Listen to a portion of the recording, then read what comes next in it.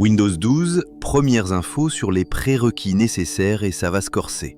Windows 12 devrait bientôt être annoncé et les exigences matérielles pourraient laisser de nombreux utilisateurs sur le carreau. Mais attention, pour le moment, aucune communication officielle de la part de Microsoft. Alors que Windows 11 peine encore à convaincre tout le monde, Microsoft prépare déjà son successeur avec des prérequis bien plus stricts. La RAM en particulier risque de poser problème, avec des besoins qui pourraient quadrupler par rapport aux versions actuelles. Windows 12, des exigences matérielles qui font peur. Les premières fuites sur Windows 12 indiquent des besoins en mémoire RAM bien plus importants que pour Windows 11. Alors que 4 Go suffisaient jusqu'à présent, il faudrait désormais 8 Go minimum, voire 16 Go pour profiter de toutes les fonctionnalités. Cette augmentation s'explique principalement par l'intégration poussée de l'intelligence artificielle.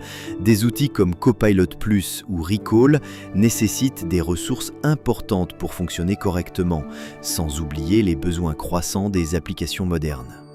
Quels PC pourront passer à Windows 12 ? La question se pose pour de nombreux utilisateurs. Les ordinateurs récents avec 16 Go de RAM et un SSD ne devraient pas avoir de problème. Par contre, les machines équipées de seulement 4 ou 8 Go risquent de ne pas être compatibles.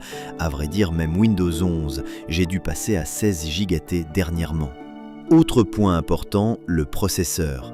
Windows 12 pourrait exiger des puces récentes avec des instructions spécifiques comme PoP-CNT. Les vieux processeurs d'avant 2008 n'auront probablement pas droit à la mise à jour. Pourquoi Microsoft augmente-t-il autant les exigences ? La réponse tient en 2 lettres. IA. Windows 12 est conçu dès le départ pour intégrer l'intelligence artificielle au cœur du système. Des fonctionnalités comme Recall, qui enregistre toutes vos actions, ou un Copilot plus performant nécessitent des ressources importantes. Microsoft mise aussi sur une nouvelle architecture, appelée Core PC, plus modulaire. Cette approche permettrait d'adapter Windows 12 à différents types d'appareils, mais les versions complètes auront besoin de matériel puissant. Faut-il prévoir un nouvel achat ? Pour beaucoup d'utilisateurs, la réponse est probablement oui. Les PC achetés il y a plus de 4-5 ans risquent de ne pas répondre aux nouveaux critères. La bonne nouvelle, les prix des composants ont baissé ces dernières années, ce qui rend les mises à niveau plus accessibles.